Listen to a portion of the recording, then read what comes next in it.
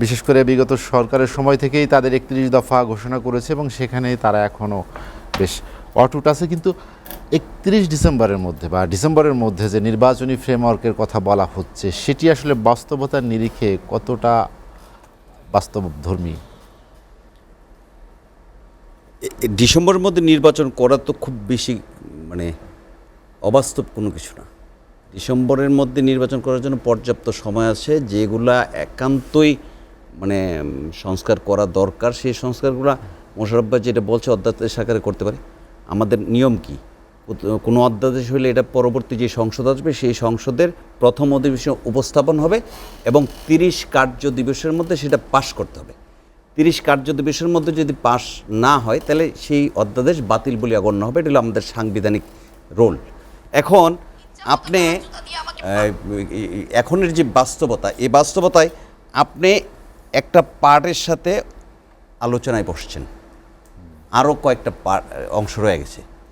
নির্বাচন যদি অংশগ্রহণমূলক হয় এবং ভোটের রাজনীতিতে তারা যদি একটা নির্দিষ্ট সংখ্যক ভোট পায় আর আপনি যাদেরকে নিয়ে বসছেন তারা যদি ২০০ আসন না পায় তাহলে সেই অধ্যাদেশ তো ৩০ দিনের মধ্যে বাস্তবায়ন হবে না এবং সেই অধ্যাদেশ সংস্কার হিসেবে সাংবিধানিকভাবে আসবে না। ৭২-এর সংবিধানকে কবর দেওয়া হবে। মোশাররফ ভাই বলে গেছি এটা। তারপরে আমি একটু বলছি, ৭২-এর সংবিধানের আন্ডারে আপনি বঙ্গভবনে গিয়ে শপথ নিলেন। বঙ্গভবনে শপথ নেওয়ার পরে আপনি ৭২-এর সংবিধান যদি কবর দেন তাহলে যার কাছে ওই সংবিধান ইয়েতে শপথ দিলেন তখন আপনার বৈধতা কোথায় থাকে? আপনি তখন বৈধ তার কোনো জায়গায় থাকে না। কাজে শিক্ষার্থীরা কি সেই জন্যই কি ঘোষণাপত্রের কথা বলছে? ২৪শে জুলাই ঘোষণাপত্র, যেটি ঘোষণাপত্রের ব্যাপারটা কিন্তু বাংলাদেশে আগে হয়েছে। আমরা মুজিবনগরের সরকারে ঘোষণাপত্র দেখেছি। যখন সাংবিধানিক ব্যবস্থা না থাকে তখন ঘোষণাপত্রের মাধ্যমে একটা চলতে পারে। এটা বিপ্লবী সরকার হইতো, বঙ্গভবনে শপথ না নিয়ে শহীদ মিনারে কোনো শহীদের পিতার কাছে শপথ নিয়ে আসতো, তারপরে ওই সময় একটা ঘোষণাপত্র জারি করতো, তাহলে ওই ঘোষণাপত্র অনুসারে চলতে পারতো এবং সব কিছু বাতিল করে দেওয়া। আপনি সংবিধান বাতিল করলেন না, সংবিধানের আন্ডারে আপনি শপথ নিলেন এবং বিপ্লবী সরকারও গঠন করলেন না, আপনি রাষ্ট্র কাঠামোর যে সিস্টেম তার মধ্যে সরকার গঠন করলেন, তাহলে আপনি নতুন করে ঘোষণাপত্র দিয়ে কি বলবেন? এই ঘোষণাপত্রের মাধ্যমে আপনি কাকে চালাবেন, কোথায় চলবে? আমরা তো মুজিবনগরের সরকারের যে ঘোষণাপত্র ছিল ৭২-এর সংবিধান হওয়ার আগ পর্যন্ত আমরা কিন্তু ওইটাকে অনুসরণ করে চলেছি। এর বাইরেও পৃথিবীর বিভিন্ন জায়গায় কিন্তু এই ঘোষণাপত্রের মাধ্যমে বিপ্লবী সরকার হয়েছে এবং চলেছে। এখনের বাস্তবতা তো ঘোষণাপত্রের জায়গায় আমরা নাই, আমরা অনেক দূর আগায় গেছি এবং এটার সময়ও এই মুহূর্তে নাই। এখন যেটা দেখা দরকার, আর একটু বলি যে আপনি যে কথা বললেন যে বিপ্লবী সরকার করলে বা শহীদ মিনারের শপথ নিলে ঘোষণাপত্র হলে, এইগুলো সবই কিন্তু শিক্ষার্থীদের দাবি ছিল বা তারা করতে চেয়েছিল কিন্তু পারে নাই। আপনার কি মনে হয় যে সরকারের ভিতরেই আর এক সরকার বসে আছে যে কারণে তারা?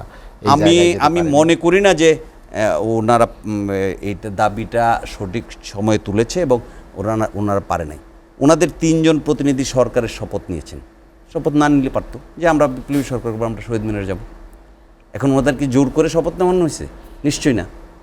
তাহলে ওনারা মন্ত্রিসভার ৩ জন উপদেষ্টা যখন গেলেন এবং ওনাদের পছন্দের প্রধান উপদেষ্টা নিয়োগ দিলেন, যেটা প্রধান উপদেষ্টা বললেন, তাহলে ওই জায়গার মধ্যে অন্য কোনো শক্তি আছে এরকম কোনো কিছু দেখি না। তো এটা কল্পনা করা যেতে পারে, কিন্তু এটা দেখার কিছু নেই।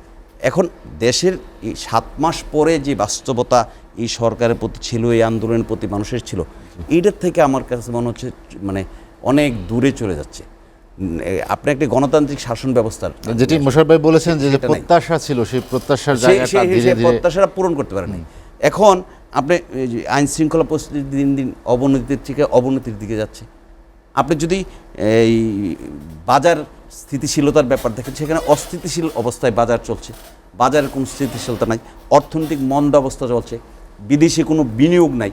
এরকম সরকার থাকলে সাধারণত বিদেশি বিনিয়োগ হয়ও না। তাহলে আমার বিনিয়োগ নাই, উপরন্তু আমাদের অনেকগুলা কারখানা বন্ধ হয়ে গেছে, অনেকগুলা শ্রমিক বেকার হয়ে গেছে। তাহলে আপনি ওই জায়গাটা পূরণ করার মতো বিকল্প কোনো কিছু সৃষ্টি করতে পারছেন না। তাহলে আপনাকে করতে হবে কি? একটা গণতান্ত্রিক সরকার কায়েম করতে হবে।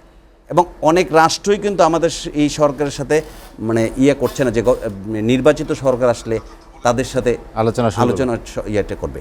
এখন আপনি যত দেরি করবেন নির্বাচনী সরকারের, ততই সংকট কিন্তু বাড়বে, ততই কিন্তু বাজার আরও স্থিতিশীল হবে, ততই ছিনতাইকারী বাড়বে। আজকে দেখেন গাজীপুরের আদালত থেকে আসামিকে টেনে খিচড়ে নিয়ে গেল। এখন এই যে আমার পুলিশের মোরাল যে শক্তিটা, সেই শক্তিটা বিপর্যয় হয়ে গেছে। এই শক্তি আনতে হলে আপনার নতুন আরেকটি সরকার লাগবে, এবং ওই সরকারের আন্ডারে তখন তারা একটা স্থিতিশীল অবস্থা, মনোবল বৃদ্ধি পাবে, কাজ করতে পারবে। আজকে পুলিশ আসছে, চেষ্টা করতেছে, কিন্তু আগে যেভাবে পুলিশের কার্যক্রম ছিল, স্বাভাবিক কারণ এটা নেই। 2-3 কারণ এর মধ্যে অনেকে মামলায় জড়ায় গেছে, অনেকে পালায় আছে। এইসব কারণে আপনি আইন শৃঙ্খলা পরিস্থিতি, তারপরে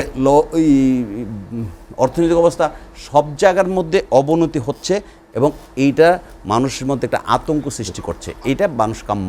আইন শৃঙ্খলা পরিস্থিতি নিয়ে কথা হচ্ছিল। মব জাস্টিস বা দলবদ্ধভাবে যে ঘটনা ঘটছে বিভিন্ন জায়গায়, সরকার হুঁশিয়ারি দিচ্ছে, কড়া ব্যবস্থা নেওয়ার কথা বলছে। অপারেশন ডেভিল হান্টও শুরু হয়েছে, এবং সর্বশেষ যেটি হলো স্বরাষ্ট্র উপদেষ্টার পদত্যাগ দাবিতে বিক্ষোভ, তারপরে রাত দুপুরে স্বরাষ্ট্র উপদেষ্টার ঘোষণা, ঘুম হারাম করে দেবেন তিনি। তার আসলে কি দৃশ্যমান অগ্রগতি আমরা দেখতে পেয়েছি?